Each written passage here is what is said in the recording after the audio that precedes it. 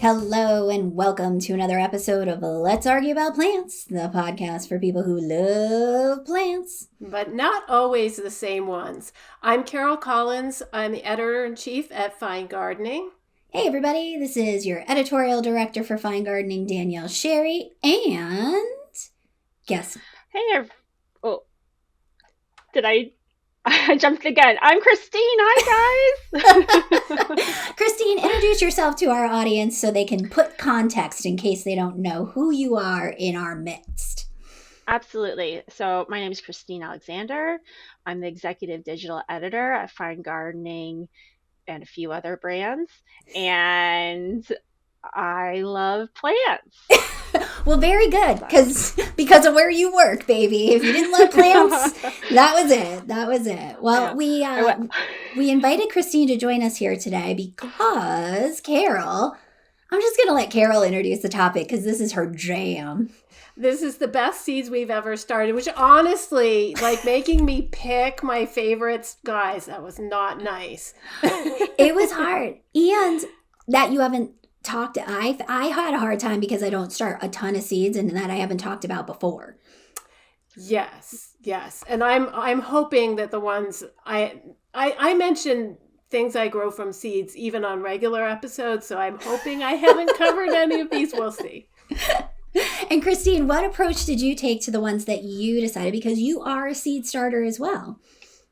I am. I was trying to figure out how many times I've actually started seeds, and I think it has to be at least, in terms of years, maybe we're up to a dozen, 10 to 12 years that I've actually tried to start seeds. You're a veteran.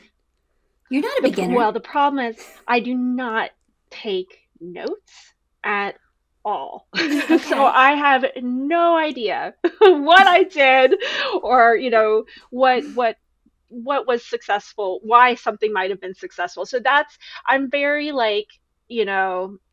some people I think are they keep the notes, they detail, they're very scientific about going about it. And I'm just kind of not. I kind of I put the seeds in, they work, they don't, and kind of go with it. So my approach was to pull some seeds that I like very much, but haven't necessarily worked for me, in the hopes that I could tap y'all's brains and get some advice on maybe what I've been doing wrong. So that was my approach today, because I have a lot of favorite seeds. I think it would be a very long podcast if I tried to do it that way. Yeah. I would guess that, Carol, you're a very good documenter about your seed starting adventures. Are you a good, do you take notes? Do you have a seed? Because I know some people do, they have a seed journal of germination rate on this particular variety, da-da-da-da-da. So you would think, right, that I would be very meticulous about this. And I am now better than I was. Okay. But I would say 20 years of my seed starting was completely undocumented. Really? Yeah. But then I started doing first I started doing it on a calendar, just writing onto a, calendar when I put things in, so at least I could remember what I had going. And it's gotten a little better since then. Now I have a binder. Oh, okay. All right. Okay. That all right. I fall somewhere in between the middle of you two. I document what I like by writing it on the seed packet and throwing it into a big bin. So when it comes time to order next year, I look and I say, oh, it has a VG. That means very good. And I reorder it, and I'm a creature of habit. So if it worked and it was good, then I typically reorder the same thing the next year and then throw in a couple of newbies just to give them a whirl. Because who knows, they might be a VG the next year. So, all right, I have been waiting for this. Drum roll, please. Carol Collins, what was the first seed that came to mind when we said best seeds you've ever started? And you went for what? I went for this partly to torment Christine a tiny little bit. I'm sorry. Hey, let's argue about plants. No. No. Okay, so it is called Pampas Plume Celosia, and that's a Celosia argentea, open pollinated mix from Johnny Seeds. It's an annual. And they describe this Celosia as the perfect bouquet filler, but I think of it as a garden filler because that's how I use annuals. So if you're familiar with Celosia, there are a couple different flower forms, and this is the plume form. And so you can kind of get a hint of the shape of the flowers from some of the common names for the Celosia argentea, which are Prince of Wales feather or wheat Celosia or red fox, like because the foxtail. That's cute. Fluffy. So the flower heads are, they're upright. The plants grow like 3 to 4 feet tall, and then very, very good branching, multiple flower heads. And they look like, like an ornamental grass or, a plume of feathers. And there's quite a lot of variation in the shapes too. There's some that kind of look like seaweed or algae or something. They like droop down. I put a bunch of photos in the show notes. And also like a great mix of colors, which includes orange, scarlet, magenta, yellow, this cool creamy white, and pink. And every so often, and when the first year I grew it, it was only a couple plants. Every so often you'll get a coxcomb flower, which is the other shape of flower heads that Celosia makes. Oh, ew, that's the that's one the I brain. don't like. That's the brain one. Nobody except me likes. I love them. I love them. I love them. And I was thrilled to discover that after I collected seeds at the end of the growing season, because open pollinated plants, you can totally do that. And they're very easy to collect. They're, it's real obvious where they are. You just put a collecting vessel underneath the seed head and sort of shake it, and these beautiful, shiny little black seeds fall out. Those seeds that I collected had a much higher coxcomb rate. Okay. And so I gave a few plants to Christine, and I think she might have yeeted them right over the No, bank. I didn't. No, did you put them in? I did. Yeah, they did actually. And I was gonna, when you first said that, I was like, yeah, I have an issue with the Celosias that you see when they're grown, and it's just like yellow, orange, pink, and it's fall, and we're bright, and we're doing it. But you gave me a really beautiful, kind of like a hot pink. It was the color that came up, and this year was not easy in terms of like plants and growing, and I lost a lot of my seedlings and my plants because a long story, but the Celosias you gave me actually made it, and they made it into the ground. And I'm excited to see if any of them will come back next year, because they were a nice like bright spot in sort of like a rough summer. Okay. Very hot. You didn't get any of the coxcomb flowers. I did not. You hate. Good. Okay. I did not. Was a little worried. We'd be having a different conversation, but no, I got the plume type, so it was good. Well, Christine, I feel like, similarly about Celosia, because okay, RIP to my grandma, but my Italian grandma, that's what she would get at the grocery store. She would get a 6-pack of Celosia. She called them paintbrush plant, and she would put a yellow, a green, a bright red, and an orange, and she put them all by the mailbox with her red mulch, and they brought her so much joy. So my whole life, I thought, for a big chunk of my life, I was like, Celosia is kind of ugly. Sorry, Grandma. But they have all these gorgeous now mixes like that are all sunset colors. Carol, you did a cut flowers article for Fine Gardening that had some mixes of Celosia in there that were just like these muted, beautiful pastels too. And I was like, oh, Celosia, it's not your grandma's Celosia anymore. That's true. Although I think it might have been amaranths in the article, but yes, they do Oh, come okay. in some very good subtle colors, and you can. This is a mix that I got, but you can choose the color that you like to work with too.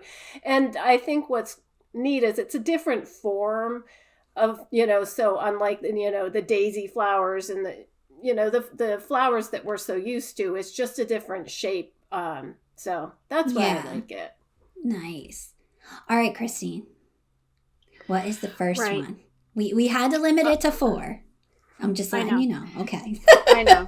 So I brought show and tell. So I started Black Beauty eggplant this Nice. past year. Um, I had one eggplant. Okay. It was the size of an actual, like a little bit bigger than an egg. Okay. Uh, like like an ostrich egg, maybe. And that was it. It's still out there. I should have brought it in. It's still out there, hanging on. It's like yellow.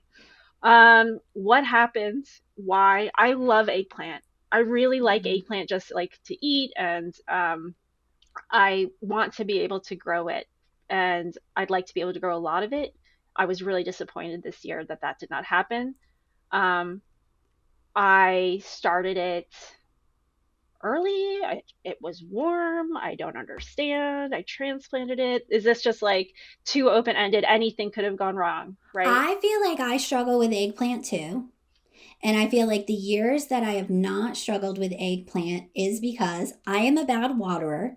So, consistent years that have just been a consistent moisture year because of Mother Nature, not because of my intervention.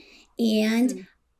I've had better eggplants, and then years that I had actually gone in and done some serious amending and like really, really composted heavily into the garden, which I know you're supposed to do on a very regular basis. I do not do. So I speculate that from my own experience that they need good consistent water and that they're heavy feeders.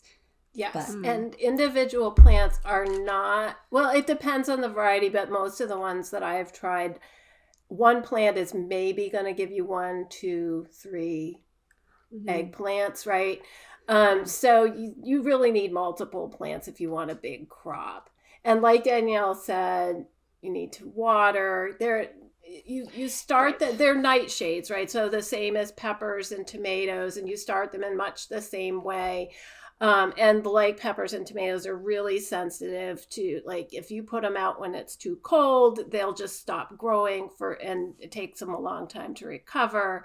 You kind of Yeah. have to baby them a little bit, but um, yeah, it's Hmm. it's a matter of having more plants, I think, if you want more eggplants. mm, Like, and I don't be too yeah. sad if you get one per plant. It's mm. maybe all it can do. Yeah, I was surprised. I mean, so I kind of hinted this year was really tough. I don't think I'm imagining it. We had like a pretty hot summer. We had like a Yes, really Yes. horrible heat wave dry in June. and very Um, dry. very dry. And I had been, so this is my fault, and I can admit that, but I had been putting off transplanting my starts. So I think that that's kind of what happened is that it got really dry. They were still in their um, pots, even though I'd, been watering them. It just wasn't enough. And I think basically I lost a lot of my seedlings as a result. And what was left was like holding on for dear life. They were But like, hardy. yeah, their heart, yeah, but it was not, it just didn't produce. So it was definitely a disappointing year for seed starting for me. But anyway, in terms of plants I like, I had grown Black Beauty before. I've always struggled with yield, but I I just think it's a really solid plant in general. I like, if you like eggplant, then it's a good one. I feel like too that just a recommendation corner for new varieties this year, since we all I know have full baskets online on the seed companies. I find that those long eggplants, those Japanese style eggplants, tend to produce a lot more. And I know people are like, oh, but I can't make an eggplant parm out of it. But you don't have to peel them. That's the thing about those, like Ichiban or Louisiana long, like they have thinner skins and better yields in my experience. So maybe throw one of those guys into the mix this year. Yeah, and slice it on the diagonal, folks. Like, you're going to be fine. Yeah, It'll make a delicious parm. We had done the what I call like banana shaped eggplant before. Yeah. We have done that, and actually, you're right. We did get more. I just am like that beefer. I don't know. Yeah, I mean, I was like kind of upset that they did so well in my, Italian style or whatever. I'm not sure if they actually are Italian style. I think they are, but did not do so well. Anyway, so obviously we could talk about eggplant for a while, but Danielle, I want to hear what your next, what your first, I guess, is. Well, I love now on your cell phones that you can just search all of your photos with a word. So I searched vegetables and I was like, hey, let's roll back through and see what did really well. And the first and foremost thing that I'm always starting, even if I'm on like my dying breath, is going to be tomatoes, because I feel like regardless of how great your nursery is, you're not finding the same amazing tomato varieties that you can get through seed at the nursery. So number one, I'm going to start tomatoes, and I'm going to start ones that have been really good producers. And when I'm rolling through my photos, I came across this one that I didn't reorder last year. I guess my bin system didn't work out. And it's Amish Gold Paste Tomato, which, I was rolling through and I'm like, oh, look at that amazing cluster of 2-inch long paste tomatoes that are orange. Oh, that was a really good variety. Duh. What was I thinking? So did a little research, didn't know it at the time when I purchased these seeds from tomatofest.com online. Not a plug, didn't sponsor, just letting you know. That it's a cross between an Amish paste tomato, which is a traditional sauce tomato, and Sun Gold, our favorite candy flavored cherry tomato. So no wonder these things were so stinking good. It was a great, all the tomatoes ripened at the same time, which is crucial for any sort of paste tomato that you're doing. They come on large clusters of around 6 to 8 tomatoes, but they were also really sweet. So they were great for fresh snacking. So I kind of like that dynamic that it's a multi-purpose tomato that's going to take up that much space in my garden. This is an indeterminate, so it gets big. And we've talked about this before, but I have this system, completely unscientific, but if you get to Labor Day or, depending on where you live, 4th of July, if you're more in the southern region, at Labor Day, I take those indeterminate tomatoes and I hack the tops off of them because they will continue to grow and put on new foliage and green fruit that if you live in the northern half of the country, those are never ripening, those tomatoes. So that's my trick for ripening what's down below that line. Usually I hack it off at my head level. That's 5 foot in case anyone's listening. I'm a shorty, but it's 5 feet.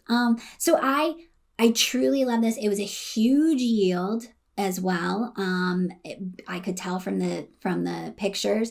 I will say the other thing I can tell from the pictures, which you'll see in the show notes, is it did look like it had a touch of blight, but I feel like that's just something we live with now with tomatoes in the garden. Carol, do you everything seems to get a little touch of blight here and there as far as tomatoes are concerned. Except that Defiant PHR, which we both have tried, but yes. And this was a bad blight year for me, and I don't know about others, but it was for me as well. It seems like every year is a bad blight year now.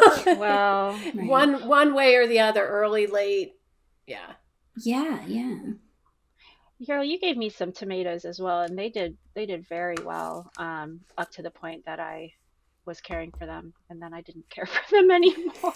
But that's another different, longer story. Yeah, Carol, Do you have a tomato on your list, Carol? I don't have a tomato on my no. list. I don't. I just, yeah. It would be sun gold if I did, but I was like, I can't talk about sun gold again. Well, I recommend Amish gold. It's a good one, and I know you're a sauce maker too, so it's a high recommendation. Well, if tomatoes didn't make it on, Carol, then what did as your number 2 slot? My number 2 slot is okay. It's called blackberry lily, but let's just start by saying this has no relation to blackberries or lilies.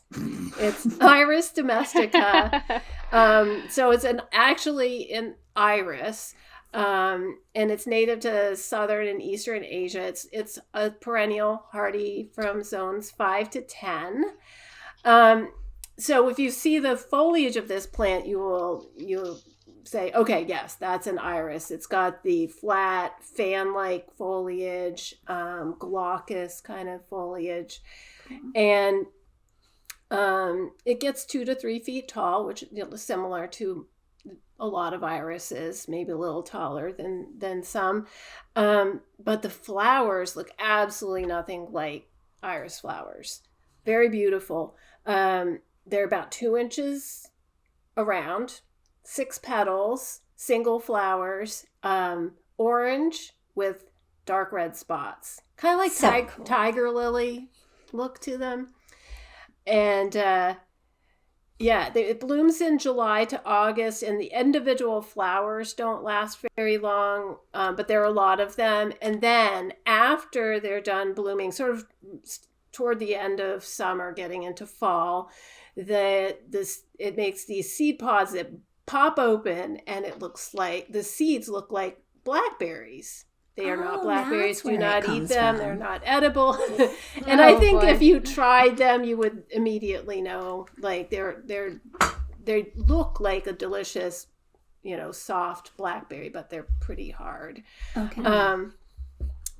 And it holds those seed heads up until the birds eat them. And once you have it, it will gently reseed itself, and you'll get new plants.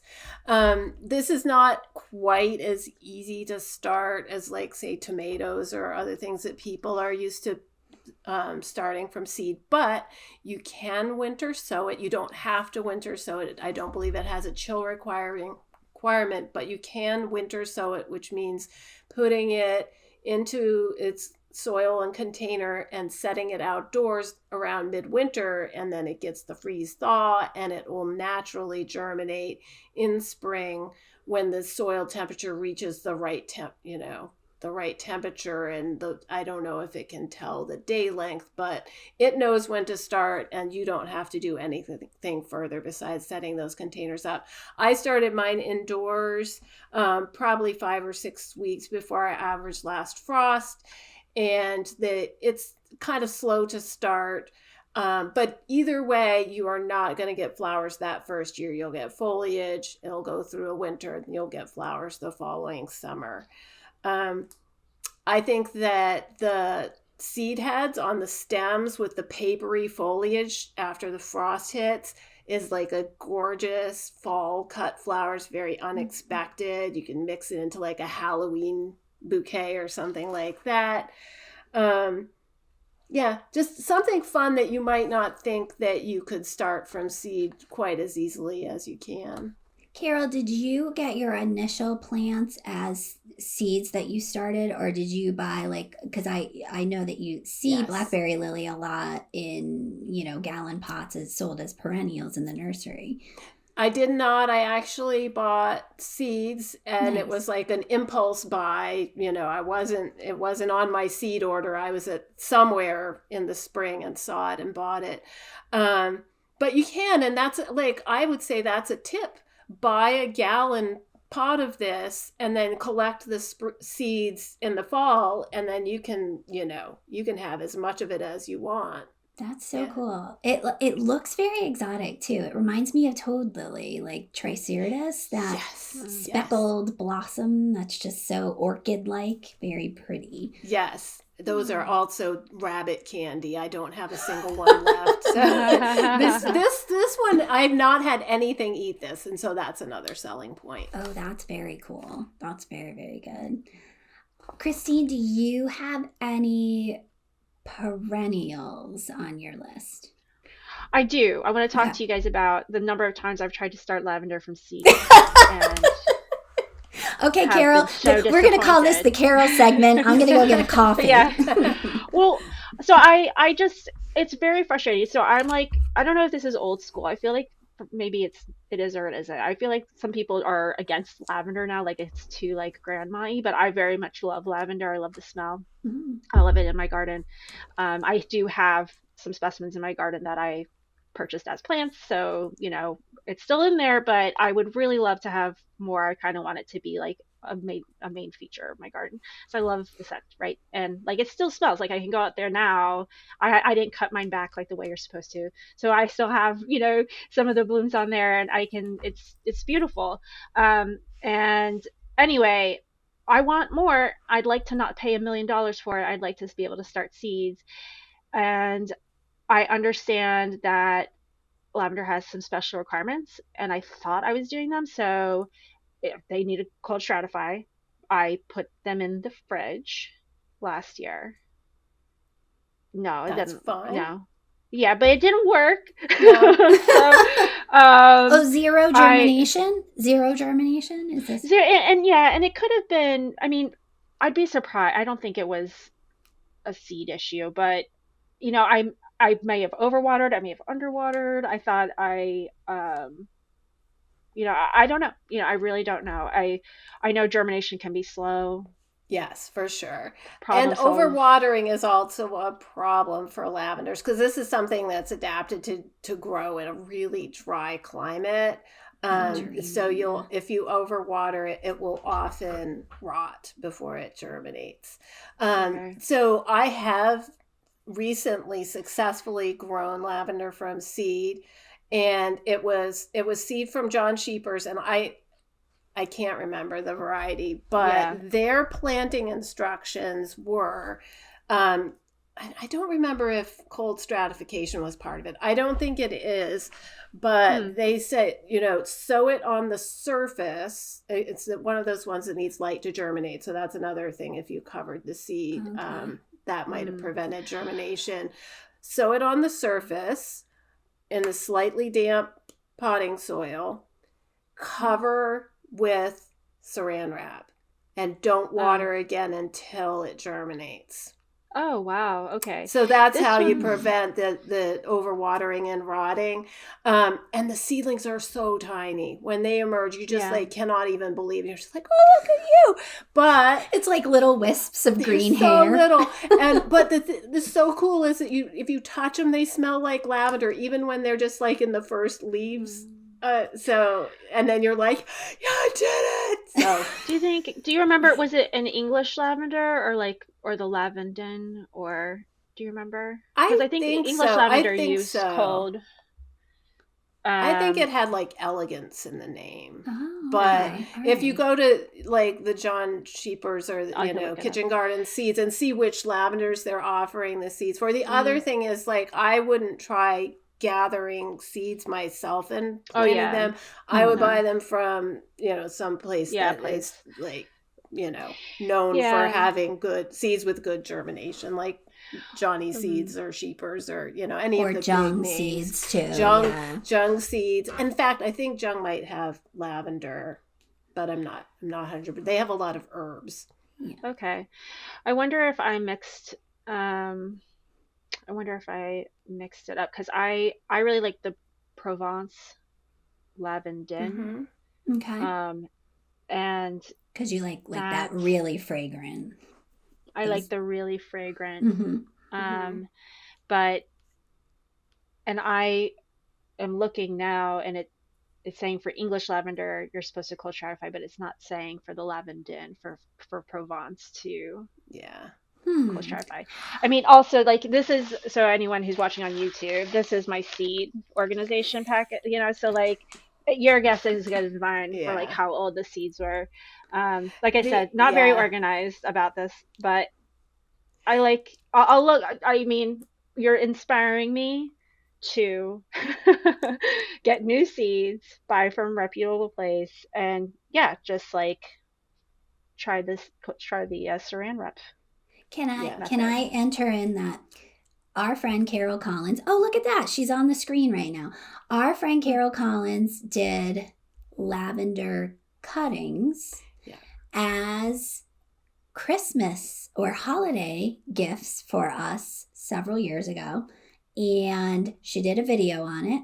And the only lavender that, other than one other one, which is a freak of nature, the only lavender that has survived in my garden are the 3 seedlings that she gave me that are gorgeous, beautiful, big, bold, amazing. So I know this is a seed starting podcast, Yeah. but Carol, I mean, if given the choice, would you like, if she wants more of lavender that she's got, is that a good idea? Yeah, so much Okay. easier to do lavender from cuttings than from seed. It just is. Okay. And you can do it any time of the year. You could go out there right now and get, if there are still living growing tips, you can pinch those out, strip off the lower leaves, stick them into a little potting soil, keep them moist, and they should root. You don't need rooting powder, or do you do rooting powder? You can, Depends. but you don't have to. Yeah. Okay. All right. We're going to drop All right, link guys. to that. We're going to drop a link to that in our seed starting podcast right now, everyone, all your listeners. We're going to drop a link into that video on cuttings. I mean, there's still time. It's December. There's still time that people could do unrooted cuttings as gifts. I'm writing that down because I'm going to forget. Yeah. Well, and hardwood cuttings you would do now, right? In winter, like or in early spring. Yeah. Yes. Well, it's not now, early spring, but yeah. But we're gonna stop this rabbit hole now, because then we could get into hardwood cutting video that we have. Yeah. So all right, back to seeds. Carol, true or false? I like growing peppers. I think that's true. You like eating peppers. I like eating everything. I do not like growing peppers. False. Because I'm not good at it. You're very good at it. So you can imagine how well this went over when my mom, who's now retired, used to be a seed buyer and variety selector for a New England seed company that shall not be named. And so part of that was, for years, she would show up at every person that she could bully into starting seeds, all of these varieties to test out. And several years ago, the variety that she showed up at my doorstep with a pepper that I was forced to grow was Mad Hatter pepper. Oh, yeah. And I said, I am not good at growing peppers. I do not want to grow peppers. Also, this looks like it's going to be tremendously hot because of its little like UFO shape that looked a little bit like a habanero. But Mad Hatter pepper turned out to be, don't tell my mom because I hate it when she's right about something, an amazing pepper. It was easy to grow. Bottom heat started it, I think, about 8 weeks before it was going into the garden. Seedlings were going into the garden. Germination was really, really good on these Mad Hatter peppers. And in my garden, now it could have just been that it was a very good water year, because I'm not a good waterer. We talked about this, but this 2 foot tall by about 1.5 foot wide, shrubby, bushy pepper plants produced scores and scores and scores of these really interesting bishop's hat looking peppers. Red, you can eat them green, you can eat them red. They kind of go through the green, orange, red transition like peppers do. Not hot. Well, not burn your tongue off hot. Sweet start, and then a little bit of a heat on the finish of it. I guess it's got a very like low on the Scoville scale rating, maybe a 1 or a 2. And the great thing is that this pepper plant produced so much that I was forced for the first time ever to go, how the heck do you preserve peppers? So I ended up canning a lot of them whole. So you kind of do like a quick roast in the oven, and then you can them, you jar them that way. And it ended up being a really great pepper variety. Source for these is a lot of people now, a lot of seed companies are now carrying these, but Johnny Seeds was where I got my seeds last year, because now I've been growing that pepper pretty consistently because I like it, which is weird because I can grow it. Maybe that's why I like it. I think this maybe an All America selection, because it was. I've heard this before for sure. Yeah, that's how I've grown it, and I think it was because they send us a sampling of their winners, but that was probably for me 7 or 8 years ago. It was a long time ago. Yeah, very cool. So yeah, the one pepper I will now grow consistently was Mad Hatter pepper.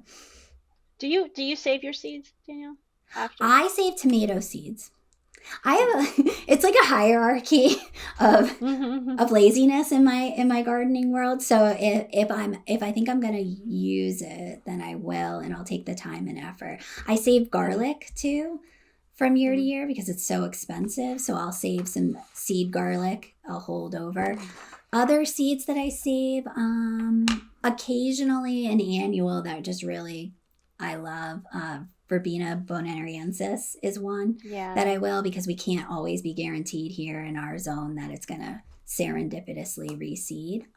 But that's about it. How about you? Do you save seeds, Christine? I have not recently. No, I really haven't. It's something I'd like to do. The one plant I tried was milkweed. I grabbed a lot of the seeds off of my milkweed because first of all, there were a million, and I didn't want them to go wherever they felt like. I wanted to put them where I wanted them to be. But they also, that I think that's the only thing I've saved. I feel like we probably have a video on that too. Which, can we take like a shameless self-promotion moment for a second? It's December. It is December. We have mentioned 3 or 4 different videos and resources already in this podcast. So can I speak directly here? I'm speaking directly into the camera to the YouTube folks who are, if you're listening, I'm talking directly to you. If you don't have a Fine Gardening All Access membership yet, what are you doing? What are you doing? There is so much content on finegardening.com, and you're probably like, what the heck does All Access mean? It means that you have access to our entire back catalog of Fine Gardening magazine. Yeah. We are producing such a tremendous amount of extra videos, garden plans, plant IDs, exclusive webinars, regional e-learning, reports, regional reports. Yeah. So like our shameless promotion plug is right now. Guys, it is so ridiculously cheap. I'm not good at math, but if we did the breakdown over the number of days, 365 days a year, is it 10 cents a day, something like that? Please look at getting an all access membership. It makes a great gift. It makes a great gift. Yes, yeah. All right, self-promotion over. Done. We're gonna actually drop a link to become, like, if you're interested in a membership, adding a membership to your subscription, don't want a subscription, just want to have online access, we're going to drop some links in for this one because, I feel like we don't do enough of that. All right. Absolutely. All right. Cool. Carol. Yeah. Carol, what is your number 3 seed? My number, and it's not number 3 in my heart. It's number 1 in my heart. Because it was a gift, actually. These seeds were a gift from you, Danielle. So, All right. And I forget. I think it was probably winter of 2023 when you gave me these seeds. It's Dandy Collarette Dahlias. Oh, yes, from Hudson Valley. From Hudson Valley, and so and Danielle knew that like Collarette Dahlias were kind of my thing, and I was trying to grow them from seed. And she got me a pack of Dandy Collarette Dahlias from Hudson Valley Seed. And the dahlias we treat them as annuals, but they are hardy from zones 8 to 11. And growing them from seed is actually much easier than most people would imagine. It is no harder than growing tomatoes from seed. And you generally will get flowers the first year from a dahlia grown from seed. In fact, I would say that last year, my dahlias from seed flowered before the ones that were coming back from tubers that I had overwintered. Yeah, and I just couldn't believe it. That seems counterintuitive. It does. You would think they would have to spend all this energy making their roots and before they could even think about making flowers. Yeah. But they developed a full hardy root, tuber system, and the plants grew just as big, just as fast as my ones that I've been saving for years. So I don't know, but I'm hooked, and I love growing dahlias from seed. And so you had gotten me these Dandy Collarettes, and collarette, for anybody that doesn't know, so dahlias there are many, many, many different flower shapes, but the collarettes are single with an inner ring of petals that looks like a little collar around the open center. And this mix, they said burgundy, orange, pink, and cream are the main colors. I know I got some yellows. I know I got some, sort of more of a pure red. But what I think is really cool is I also got these really interesting genes into the gene pool of my dahlia collection, so that the seeds that I collected at the end of that season and the end of this season have some Dandy Collarette genetics mixed in. Cool. Oh, that's fun. So it they cross hybrid, they hybridized in your garden. Yes, and dahlias are very promiscuous. They cross-pollinate with any other dahlia that's nearby. Go dahlias! Just another plug, right? We have an article on hybridization coming up, and I bet that's going to be fascinating. Yeah. In is it this next issue or the issue after? I think it might be the next one after. Yeah. Keep an eye out for that. But yeah, that's so cool that it hybridized. Yes, and I think that if you collected seeds from one single flower, they could all the offspring from those seeds could all look different from each other. It's amazing how much diversity there is. That's really, I think, what I love best about dahlias. Mm-hmm. So yeah, and nice. I have now got, and I put into the show notes a photo that I took that summer that includes some of these Dandy Collarettes as well as the other ones that I was growing at the time. And it was for Instagram, and I cut the heads off a bunch of different dahlias and floated them in water. Oh, beautiful. Which is a fun way to display them. So, and it also gives you, better than in a bouquet, you can really compare the flower shapes and colors. So that's fun thing in the show notes. And if you're listening, go to findgardening.com, click on the podcast tab, and you can see photos of everything that we're talking about here today. Carol, is there any tricks of the trade with dahlias? Do they need bottom heat? Do they need to be stratified? They do not want to be stratified because they are a warm weather. Warm. Yeah, I think they're native to Mexico, so they really actually do not appreciate getting even the seeds to get cold. I keep them at about 50 degrees in my basement. Okay. Another thing in general about seed storage is that as dark and airtight as you can be storing them, and below room temperature if you at all can. It's very helpful. But other tips about dahlias, I would say Yes, bottom heat Okay. if you want, if you want better germination, but they really germinate quite easily and happily, and the seedlings are huge, and you really shouldn't start them too far in advance. I would say 6 to 8 weeks max. Okay. Okay. Interesting. All right, that's good to know. That's good to know. Christine. Okay. I know I I can just tell that she wants to pull something out of her pocket. I know. I'm like, right now. where's my packet? I don't know where my packet is. It's okay. So I have one that I grew. I have a selection that I grew, and it grew well. Yay! Yay. This past year, and that was Swiss Chard Bright Lights. Oh, You guys familiar with this yes. one? It is so pretty. So it's a chard. You can get the leaves, you eat them, and they're beautiful. But it's so pretty. It's a really pretty plant too. So it's kind of nice because it kind of ticks both boxes, where it's an edible, but it looks nice as well. Um, so uh, look it up. Bright Lights is I got the seeds from Johnny's. It has glossy leaves. The stems are red, pink, orange, yellow, white, just like kind of a rainbow. These like kind of hot-ish, vibrant colors. And you can start indoors or out. I started indoors and transplanted.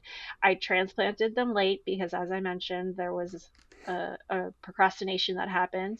Um, and not gonna lie, it kind of petered through the summer because it is actually kind of likes cold, right? It's kind of like more of like a cold season. So it's still growing right now. Yes. And Yeah, there's yeah. like it's doing great. It actually had like a whole resurgence, the plants I have in like October. So that's been really cool as well. Um, One of the things with chard seeds though, um, you want to pre-soak them for faster germination Mhm. is what I've found is helpful.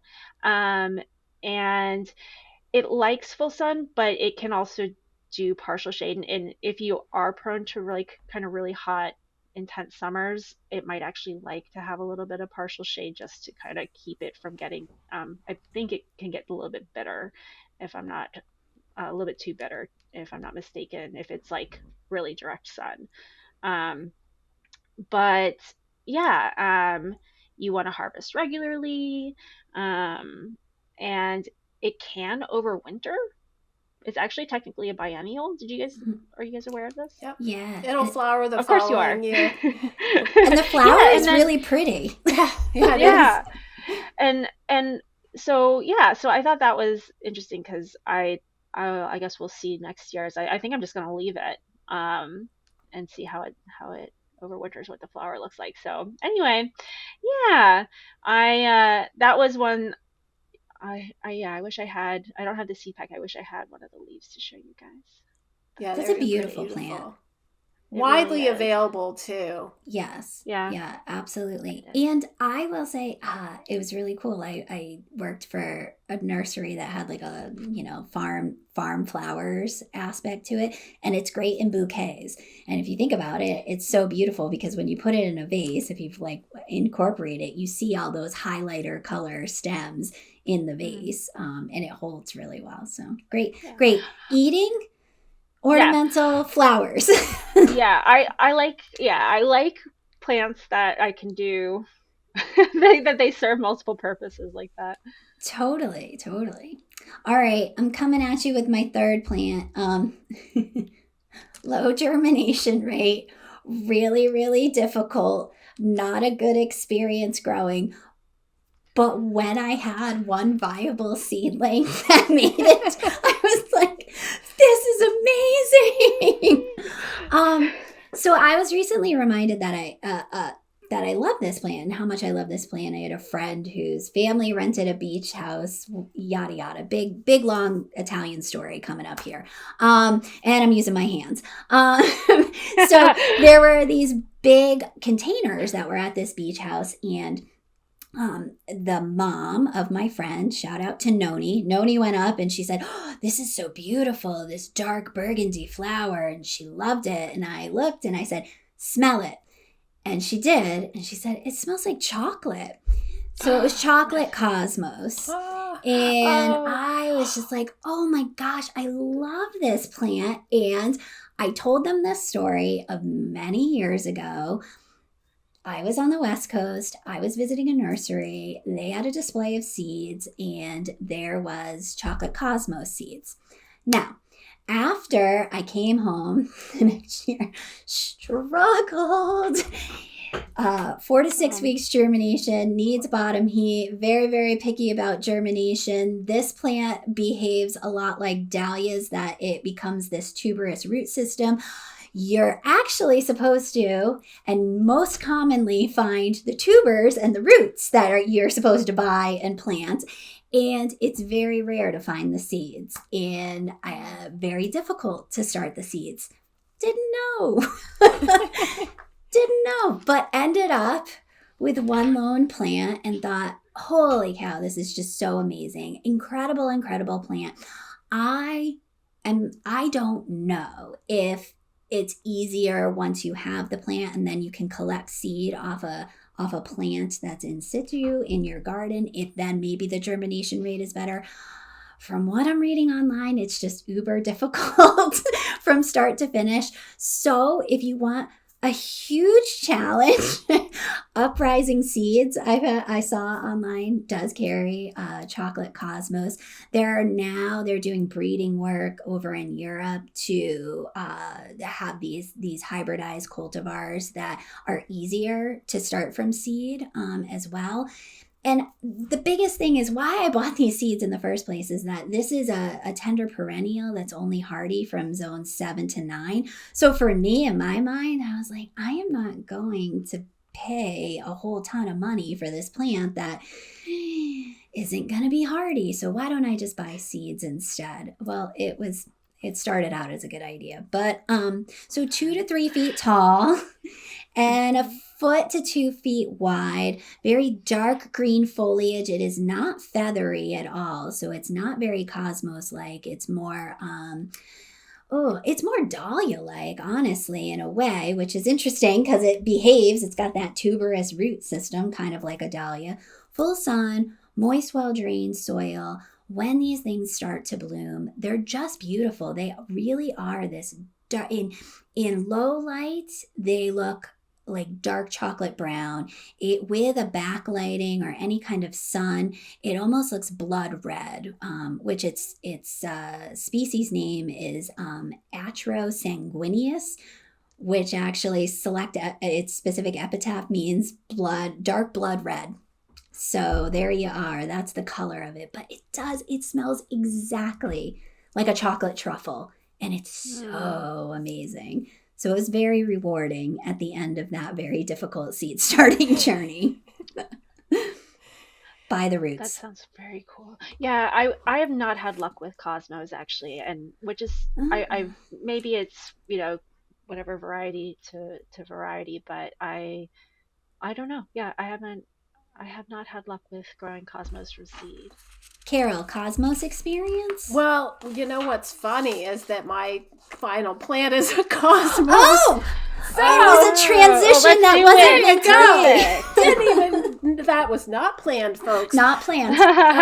Yeah, but I think now I don't know why, but I haven't been growing dahlia or cosmos my whole life. I just started a few years ago, but they're not too bad from seed. You do have to direct sow them. Well, you don't have to, but it's easier to direct sow them. And I'm really not good at direct sowing. I just can't keep track of them well enough. And my soil is sandy, so you just have to be watering all the time. Constant, yeah. But once you sort of get it dialed in, I have been having luck growing cosmos. And the one that I grew for the first time last year that I just love it. And it's from that Cut Flowers from Seed article. It's apricota cosmos.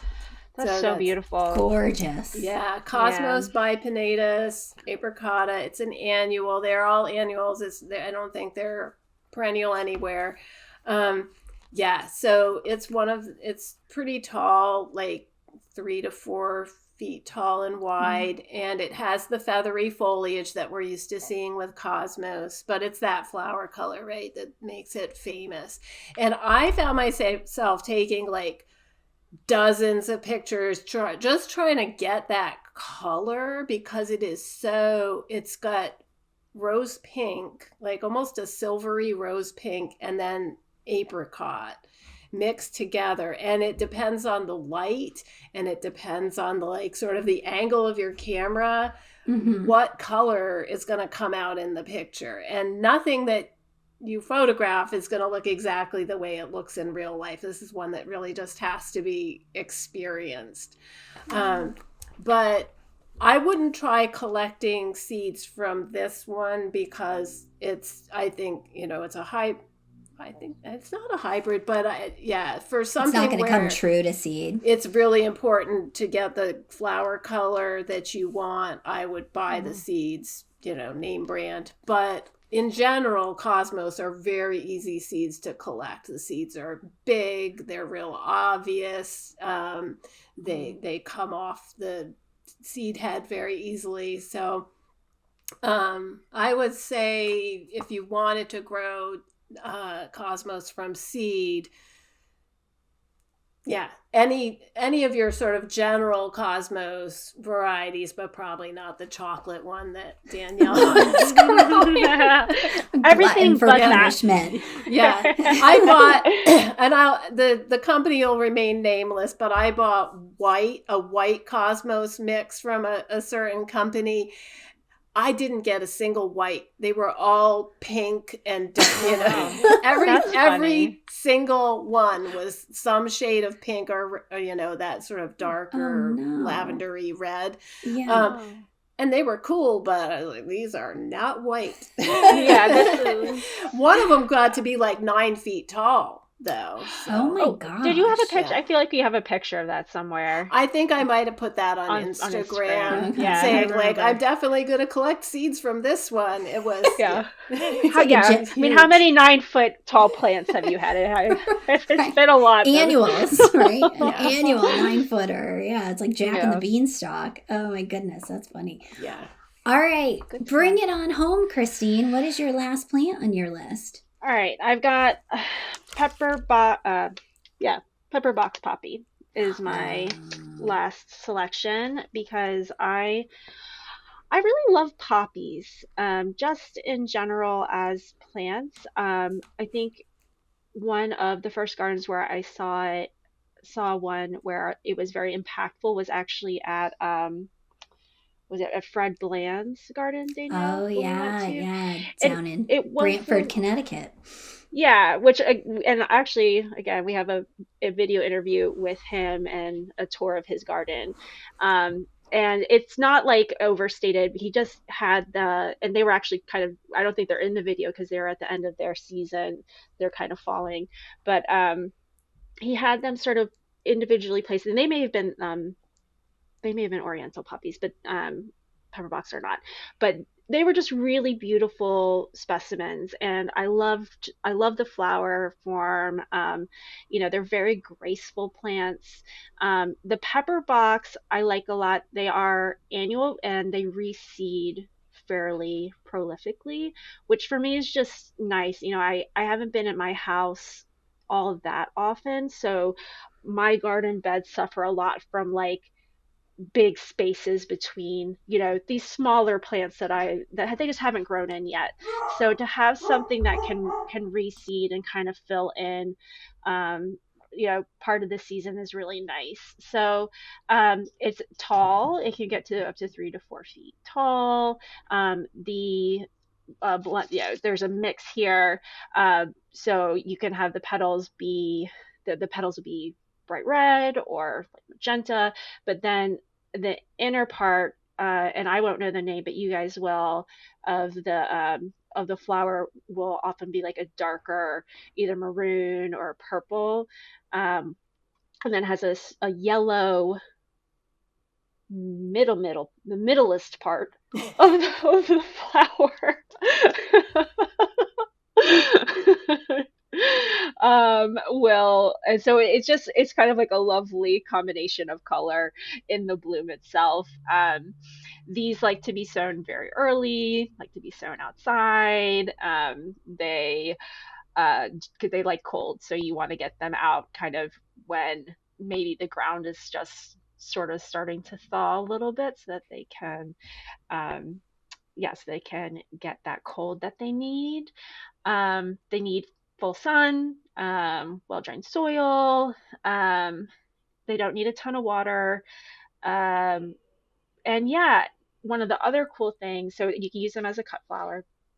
Um, uh, but you do want to, if you're going to cut them, use them for bouquets or whatever, you don't wait until the flower. Maybe this is just sort of a general rule, but you don't want to wait until the flower has already popped. You kind of want to cut it a little bit early so that you can get the full experience of the bloom opening.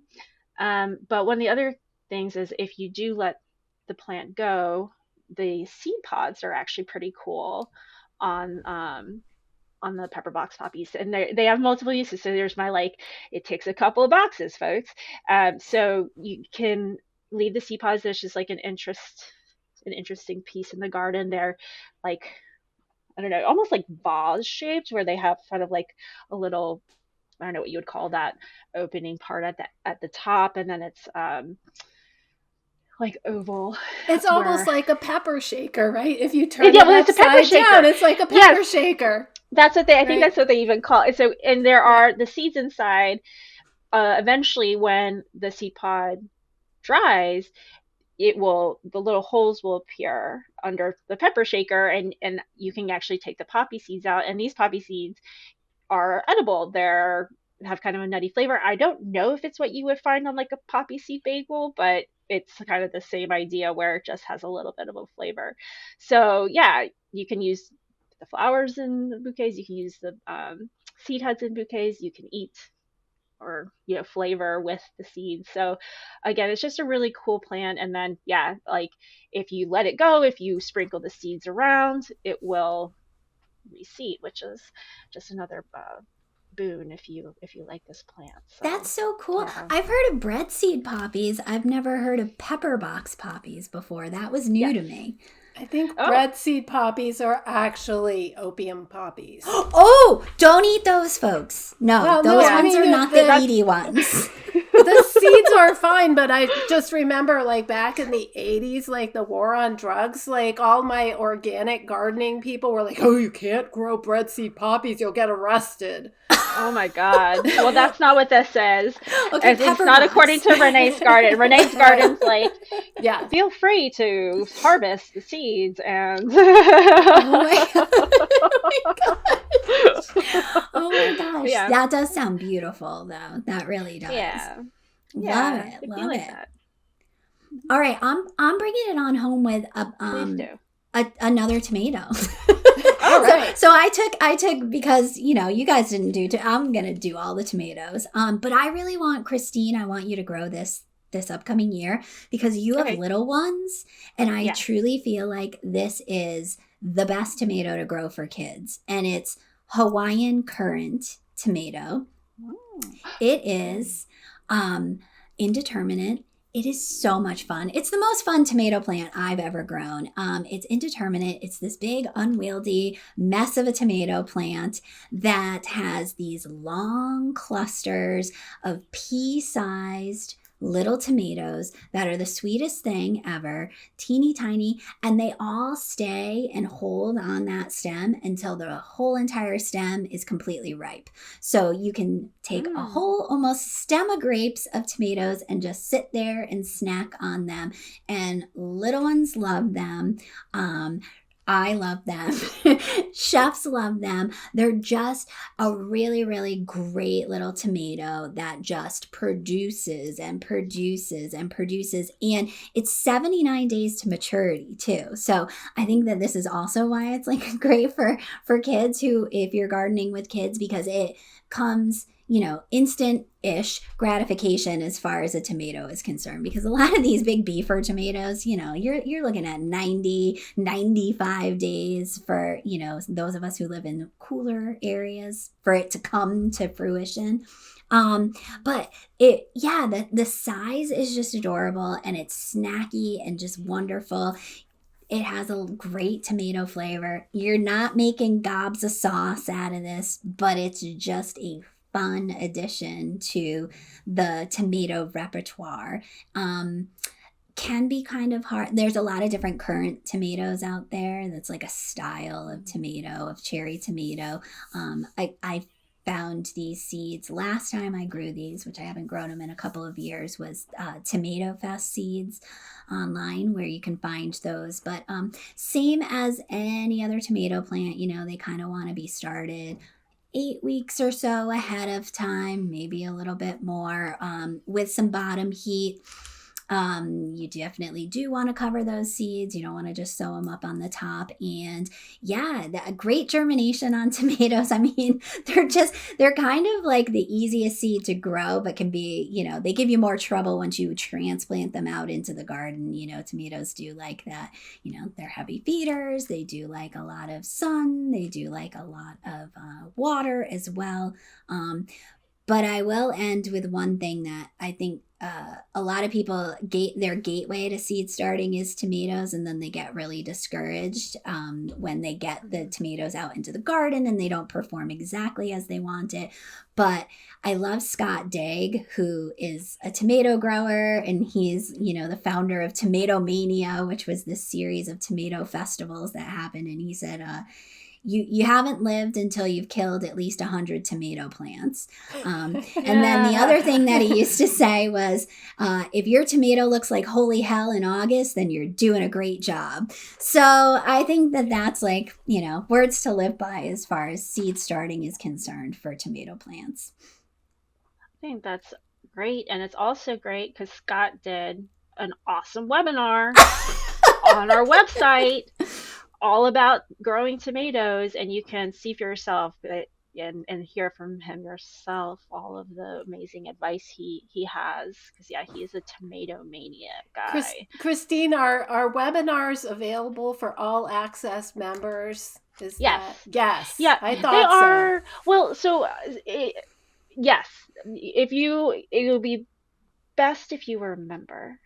That's what I'm asking. Yeah. For free access, unlimited access, and unlimited access to all of the downloads and the plans that come along with all of those webinars. Yeah, as well. Like the equivalent of our show notes they have for the webinars. Exactly. And also, we have, there's full courses on seed starting, for instance. Yes, Nikki DeBoer did a great seed starting webinar in early COVID, which we still have up. We still have, but that's part of membership. You have to be a member.